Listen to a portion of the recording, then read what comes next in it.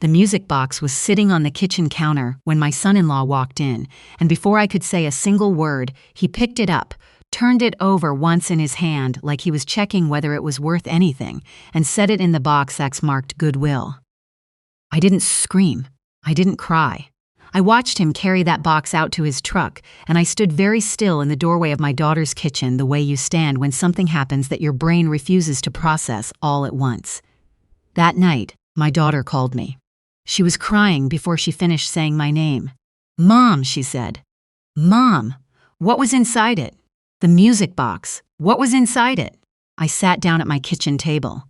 I had the music box in front of me because I had gone back, because some things you go back for. And I said, very quietly, "Why are you asking me that, sweetheart?" "Because Owen told me he gave it away." And Aunt Cecilia just called me and said, "Mom, she said Dad had been putting something in it for years. She said there was something inside." I put my hand flat on the lid. My husband's last gift was still safe, still exactly where he'd left it, because the latch on the bottom had held and my son-in-law hadn't thought to look closer. And I said, "Let me tell you what your father put in that box. Let me tell you what your husband almost gave to a stranger for free." Welcome to Brave Mom Stories. My name is June Whitfield.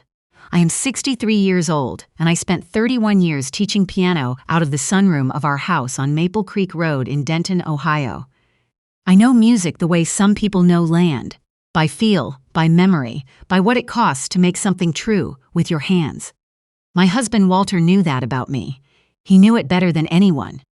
Walter passed 14 months before any of this happened. Pancreatic cancer, the kind that moves fast and doesn't negotiate.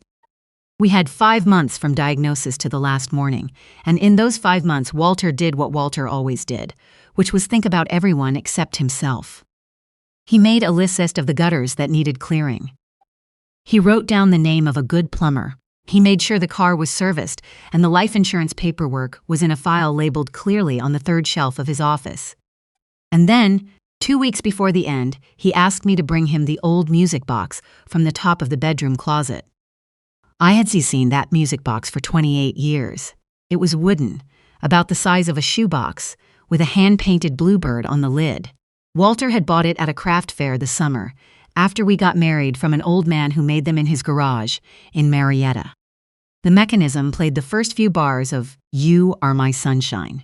Every time I wound it, I thought of the craft fair, the smell of funnel cake, Walter paying $14 in cash like he was buying a Rembrandt. I had never once opened the bottom compartment. I didn't even know there was a bottom compartment until Walter asked me to bring it to him and showed me himself. "There's a latch," he said. "On the underside, press it and slide." His hands were weak by then, so I did it for him, and the false bottom lifted, and inside was a small craft envelope, fat and accordion folded, sealed with packing tape. "What is this?" I asked. He smiled the slow smile he'd had my whole adult life. "Your daughter's future," he said. "I've been adding to it since she was 11. I want to stop here and tell you about Walter because he deserves more than a paragraph. Walter Whitfield was a civil engineer for 34 years. He built drainage systems and retention ponds and things that most people never think about until the things aren't there. He was not glamorous. He drove a pickup truck with 190,000 miles on it. He bought his jeans at Tractor Supply. He coached Little League for 8 years, even though our daughter Natalie was the only child we ever had, and she quit after the 2nd season because, as she put it, dirt. But Walter stayed on because the team needed a coach and he had the time. The point is that Walter was the kind of man who did the quiet thing, not the impressive thing, not the thing that got noticed, the thing that needed doing and that he could do, so he did it. He'd been adding to that envelope since Natalie was 11 years old, not in a bank account, not in a mutual fund. Walter didn't trust what he couldn't hold. He was of a generation and a temperament that believed in tangible things. So what was in the envelope was a collection of Series I savings bonds, bought $25, $50, $100 at a time, every year for nearly 20 years. Some of them were older than my grandson. All of them had matured. Together, they were worth $41,000. He told me the number and I sat down on the edge of the hospital bed because my legs simply stopped working. "Walter, I know. He was pleased with himself in a quiet way, the way he'd be pleased if a drainage system he designed held through a 100-year flood. I started when she turned 11. I figured by the time it mattered, it would be enough to matter. He squeezed my hand. "Don't just hand her an envelope," he said. "She'll put it in the joint account and Owen will spend it on something." He paused. "Put it in the music box. Let her find it. Let her open it herself. Let it be hers." That was the instruction. Let it be hers. The emphasis on hers was something I understood completely and did not say out loud, because Walter was dying and there was no point, and because I loved my daughter enough to protect what her father was giving her, even from the people she loved. Now I should tell you about Owen. I have tried very hard not to make Owen a villain in my head, because I don't think he actually is one.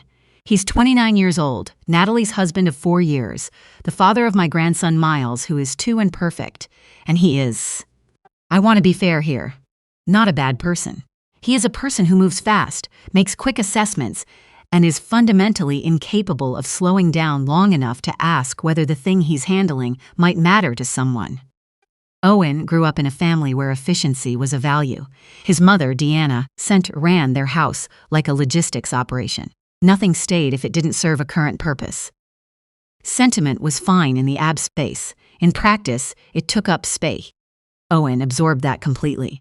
He is the man who rearranged my daughter's bookshelves by size instead of by the order she'd kept them since college, genuinely not understanding why she was upset. He is the man who, when Walter died, offered to help clear out the house and meant it as pure kindness, and who I had to gently redirect 3 times from donating things that were not his to donate. He wasn't malicious. He was efficient, and efficiency applied to the wrong things can do the same damage as malice, with none of the awareness of having done it. He just didn't slow down. That's the whole of Owen. He never slowed down long enough to wonder what something was before he decided it wasn't worth keeping. I want to tell you what I was thinking the morning it happened, because you need to understand that I had let my guard down completely. Natalie and Owen were doing a big clear out. They'd been in their house for 3 years and things had accumulated, and Owen had decided it was time. I came over to help and also, honestly, to enjoy being useful, because being useful was what I had instead of Walter, and being with Natalie was what I had instead of the quiet. I'd brought the music box with me. I don't know exactly why. I think I wanted to give it to Natalie that day in a quiet moment, just the 2 of us. I'd been waiting for the right time for 14 months, and something about that Saturday felt like it might be it. So I set it on the kitchen counter while I was helping sort through a cabinet, intending to pull her aside when Owen went for a coffee run. I got distracted. The cabinet had 40 years' worth of random batteries and expired coupons, and I got absorbed in it the way you do. And Owen came in from the garage looking for things to load, and he moved through the kitchen the way he moves through everything, fast and decisive, and he picked up the music box. I heard the little clunk of it being set in the Goodwill box before I turned around. "Owen." My voice came out very steady. I don't know how. "That's mine." He looked up. Not defensive, just a little surprised. "Oh, sorry. I thought it was Natalie's." "It's for Natalie," I said, "but it came from my house. I'll take it back." He nodded, already moving, already on to the next thing. He handed it back to me without looking closely. He didn't know what he'd almost done.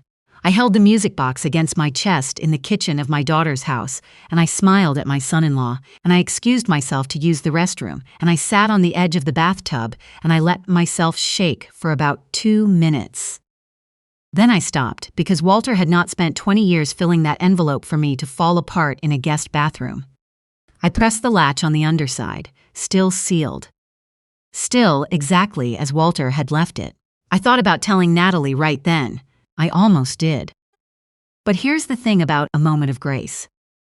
I was standing in a bathroom while my son-in-law reorganized someone else's memories in the next room, and I understood very clearly that the money and the letter inside that envelope were not safe in this house yet. Not because Owen would steal them, but because Owen would make a decision about them before anyone had a chance to explain why the decision wasn't his to make. So I slipped the music box into my purse, and I went back out to help with the cabinet, and I drove home with Walter's gift in my passenger seat. and I talked to him a little the way I do. That was close, I said. We need to be more careful. The call from Sully's Aunt Cecilia came 4 hours later. Cecilia was Walter's sister, 71, sharp and warm, one of those women who knows everything and keeps most of it to herself. She'd been at the house for lunch, she said. She'd seen the Goodwill box. She'd seen the music box in it, and before anyone could stop her, she'd said, out loud, and in Owen's presence, that Walter had been keeping something important in that box for years, and it needed to go home with June. Owen, naturally, had not heard it needs to go home with June. Owen had heard something important. And Owen, efficient, decisive, incapable of leaving a thing unresolved, had gone to find Natalie. Cecilia was apologetic on the phone. I didn't think, she said. I just reacted when I saw it in that box. I said more than I should have. Natalie looked at Owen, and Owen looked very strange, and then I excused myself to call you. I closed my eyes. I asked Cecilia exactly what she'd said. I said that Walter had been putting money in that music box for years, a lot of money, for Natalie. I said it was important that it stay in the family.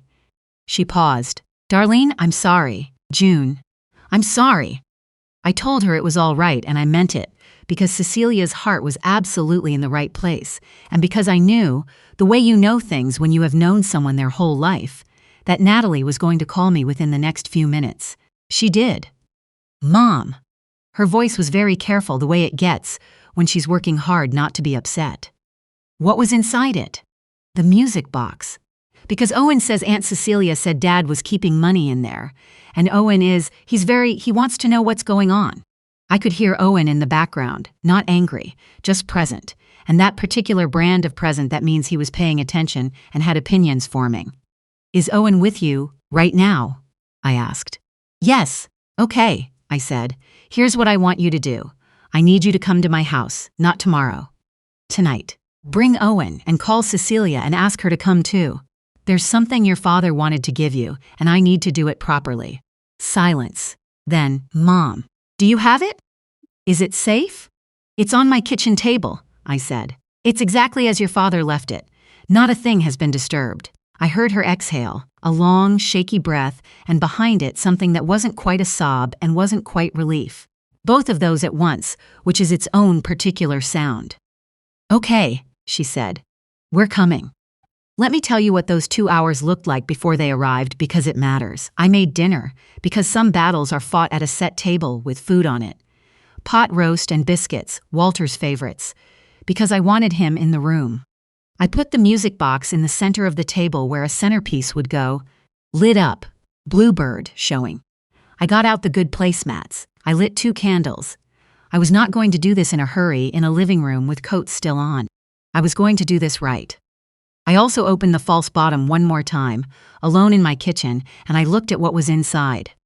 The Kraft envelope with the bonds. $41,000 in paper, carefully folded, rubber-banded by decade. And tucked behind them, a smaller envelope in Walter's terrible handwriting, my name on the outside, and underneath it in smaller letters. Read this when she's ready. You'll know when. I had not opened that second envelope yet. I didn't open it then either. I slid everything back into place and pressed the latch closed. I sat at my kitchen table, and I thought about my husband buying a $50 savings bond at the bank in 2006, while Natalie was at field hockey practice, driving home in that old truck, putting it in the Bluebird box without telling a soul, doing it again the next year. And the year after that, he did that 19 years without mentioning it once. I want you to sit with that for a second. 19 years. Masha, of quiet, patient, ordinary love. The kind that doesn't announce itself. The kind that doesn't need to. The kind that just keeps showing up in $25 increments until it becomes something that changes a life. And a 39-year-old man who moves through rooms like a human inventory system, almost put it in a box for strangers for nothing. They arrived at 6:15. Natalie first, hugging me hard at the door, her face doing several things at once. Owen behind her, hands in his pockets, shoulders carrying the particular tension of a man who knows something is happening and isn't sure of his footing. Cecilia last. squeezing my hand at the threshold and whispering, "I'm sorry," one more time, and me squeezing back to tell her she'd done nothing that couldn't be set right. "We ate first," I insisted. "I have found that the hard things land differently on a full stomach. Softer, somehow. Or at least slower." We talked about Miles, who had apparently said a 4-word sentence that week. We talked about the weather turning. Owen helped himself to 2 biscuits and complimented the pot roast and seemed to relax by degrees, which was what I needed.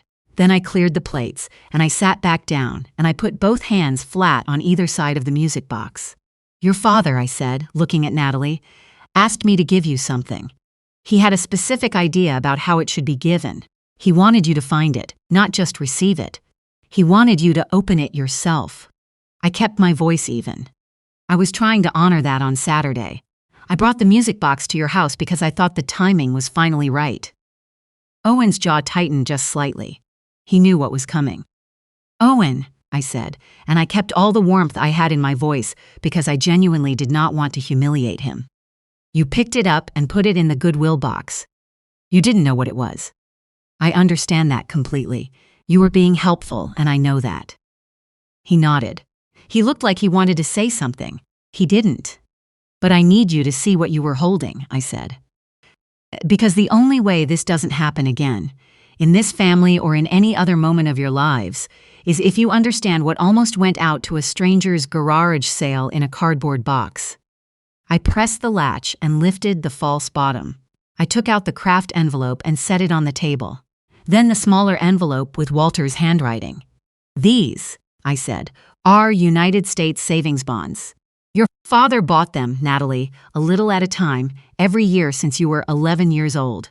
$25 here, $100 there, birthday money, tax returns, the occasional good month. He bought them at the bank branch on Harmon Street on his way home from work. He never mentioned them to me until 2 weeks before he died." I smoothed the envelope flat. "They've all matured. Together, they're worth $41,000. The number went around the table like a stone dropped in still water. Natalie made a sound that wasn't a word. Cecilia pressed her fingers to her mouth. Owen went very still, which for Owen was its own kind of loud. "And this," I said, setting down the small envelope, "is a letter your father wrote. He dictated it to me in the hospital in September. I wrote it down in his words and read it back to him twice. It's for you." I touched the envelope gently. "There's a part for all of us and a part for just you when you're ready." Natalie was crying now, not loudly, just steadily, the way she'd cried at Walter's funeral, like she had decided to let it happen without fighting it. Owen said, very quietly, "I put that in the Goodwill box, not a question. Just the fact," said out loud, "which is its own kind of reckoning." "You didn't know," I said, and I meant it. I should have asked. He looked at his hands. I should have slowed down and asked. That was the first time in 4 years I had heard Owen say, "I should have slowed down." It was, I realized, the most important thing he could have said in that room. I want to be honest about what I did next, because I want you to understand that what followed was not cruelty and not revenge. It was love applied with precision, which is a different thing entirely. I had made a decision in the 2 weeks between Saturday and that dinner. The bonds were not going into Natalie and Owen's joint account. I had thought about it carefully. I had talked it over with my own sister and with the woman at the bank I trust, and I had arrived at something I was certain about. Natalie's father had specified, in the only clear instructions he gave me in his last weeks, let it be hers. The emphasis had been real. Walter had known what he was saying. So I had spent a very focused Tuesday morning at the Denton Savings Bank talking to a woman named, I'll call her the advisor, because her details are her own, who helped me understand my options. And then I called a local estate attorney, named in a referral from our family accountant, and by Wednesday afternoon, I had done what I needed to do. The money, I said to the table, is going into a separate account in Natalie's name only, not a joint account, not accessible without her sole signature. I looked at Natalie directly. Your father said, very specifically, let it be hers, so it will be. Owen looked up. He wasn't angry. He was, I thought, embarrassed, which was harder to watch. I'm not doing this to make a point about you, Owen, I said, because I meant it, and because it needed to be said out loud before he could wonder. I'm doing it because Walter asked me to. And because $41,000 that took 20 years to build deserves to take just as long to be spent, which means it needs to be spent with intention by the person it was intended for. Natalie said, "Mom, just my name." But her voice had something in it I hadn't heard in a while, something that sounded like being seen. Owen nodded slowly. It was the kind of nod that takes a lot. "And the music box," I said, "comes home with me tonight, not forever, but until I'm certain the house it goes into knows what it is." Owen opened his mouth. I think he was going to protest, or at least ask. And Natalie, my quiet, conflict-averse, make-everyone-comfortable daughter, said very clearly, "Owen, don't, please just don't." And he didn't. There is something remarkable about watching your child find a version of themselves you hadn't fully seen before. Natalie has spent most of her adult life being diplomatic, being careful, smoothing things over. She is her father's daughter in temperament but her mother's in patience, and she has sometimes used that patience as a substitute for speaking. That night she spoke. Then I did the thing Walter had asked me to do from the beginning. I opened the smaller envelope. "Your father wrote 2 parts, I said. "The first is for all of us." I promised to read it out loud the first time. My hands shook slightly, not from cold. I let them shake. Walter had dictated this to me in a hospital bed with an IV in his arm and the window showing a gray Ohio sky, stopping every few sentences to rest, making me read each paragraph back. I read it to them now. If you're hearing this, it means the little one finally knows. I'm sorry I couldn't be there to tell her myself. I've been putting money in that old music box since Natalie was 11 years old, because that was the year I realized she was going to be someone extraordinary, and I wanted her to have proof that I knew it before she did. The bonds were never about the amount. I could have saved the same money in an account somewhere and earned better interest. I kept it in the box because I wanted her to find it in something that meant something. I wanted the money to smell like wood and old music, not like a bank statement. Natalie, you have spent your whole life being careful with other people's comfort. I am proud of every version of you, but I am most proud of the times you stopped being careful and said the true thing instead. Do more of that.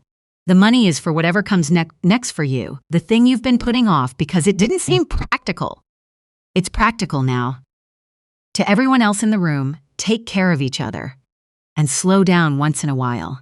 The most important things are usually the quiet ones. All my love, always.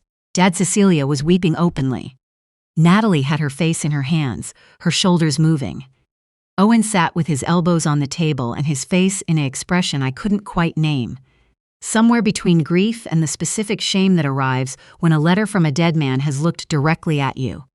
I folded the letter back. I let the room breathe. I was not a cruel woman and did not want to be, so after a moment I said the softer thing. He would have liked you, Owen. I want you to know that. Walter liked people who did the work, and you do.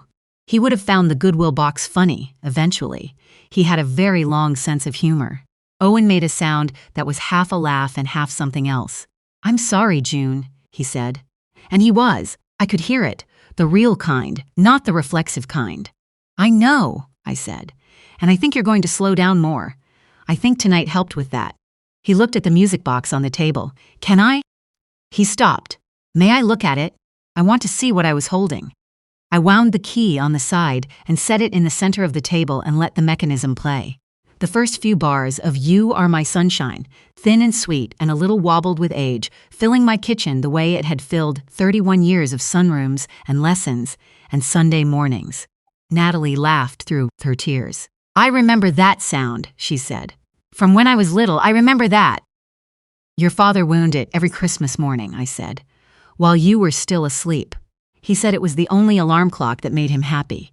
She reached out and touched the blue bird on the lid. I didn't know that. He never mentioned it. I smiled. That was very Walter. Here's what the months after looked like, because you deserve the ledger and not just the feeling. The account in Natalie's name is open and growing. $41,000, sitting quietly exactly where Walter intended it to sit, under her sole signature, waiting for the thing she's been putting off. I won't say what that thing is because it's hers to say, but I will tell you that she mentioned it for the first time in 10 years at my kitchen table that night, and that she sounded like a woman who had just been given permission she didn't know she ceded. Owen is different, not transformed. People aren't transformed in a night, and I'm suspicious of anyone who tells you otherwise. But he is more deliberate. He started asking before he moved things. He asked Natalie about the bookshelves. He sat with Miles on the floor last Sunday for an hour and a half doing nothing that looked useful, just being there, which for Owen was the equivalent of stopping mid-sprint. He also asked me, 3 weeks after that dinner, if I would tell him more about Walter. Not the money, not the bonds, just Walter. Who he was, what he was like, what kind of engineer he was, and why he'd stuck with Little League for 8 years for someone else's kids. We sat at my kitchen table for 2 hours, and I told him stories, and Owen listened the way he doesn't usually listen, without his phone, without checking the door. That was, I think, the apology he didn't know how to say out loud. Cecilia and I are closer now. We always were close, but grief and crisis have a way of either pulling people apart or pressing them together. And we pressed. She calls on Tuesdays. She came for Miles's birthday. She told me at Christmas that she was glad she'd said what she said that Saturday, even though she'd panicked about it afterward, because she couldn't have stood there and watched Walter's 20 years of love go to a stranger's yard sale for $2. She was right. I told her so. The music box lives on my dresser. I wind it on Sunday mornings, the same time Walter used to, while the coffee is still brewing and the house is still quiet. The mechanism is getting a little stiff, but a man at an antique repair shop on Clement Street told me it just needs oiling and that the mechanism itself could play for another 50 years easy. I intend to make sure it does. Natalie comes for dinner most Thursdays. Sometimes Owen comes too. Sometimes it's just her and Miles. And we sit in the kitchen where the music box played that night. And we talk about Walter in the present tense the way you do when someone has been gone long enough that talking about them starts to feel less like grief and more like company. Miles has decided the music box belongs to him. He stands on his toes at my dresser and points at the bluebird and says birdie with great authority. I let him touch the lid. I wind it for him sometimes and watch his face when the music starts. He looks so much like his grandfather when he concentrates that I have to sit down. Last month I told Natalie I was thinking about teaching piano again. Just a few students, Thursday afternoons, the way it used to be. She looked at me for a moment and then she said, Dad would have been so glad. Just that. Just exactly that. I signed up for a studio space on Harmon Street the following week. If there's one thing I'd hand you from all of this, it's something Walter said to me in the hospital. Not the bonds, not the instruction. Just a thing he said one afternoon when the light was going gold on the window and neither of us was saying much. He said, The worst thing isn't losing things. The worst thing is when things that matter get handled by people who don't know they matter yet. I have thought about that sentence every single day since. The music box mattered. The $25 bond bought in 2006 mattered. The bluebird and the wobbled mechanism and the Sunday morning silence mattered. Not because they were valuable, because they were chosen. Because a quiet man in a pickup truck with 190,000 miles on it had paid attention for 19 years to something most people wouldn't have noticed at all. Slow down. Ask. Hold the things people give you a little longer before you decide what they are. That's what Walter would say. That's what I'd say. That's the whole story. One music box, one Goodwill bin, and a love worth more than anyone in that room knew, except the man who started it all 20 years ago on a Tuesday afternoon at a bank branch on Harmon Street, buying a $50 bond for a daughter who didn't know yet what her father was already certain of.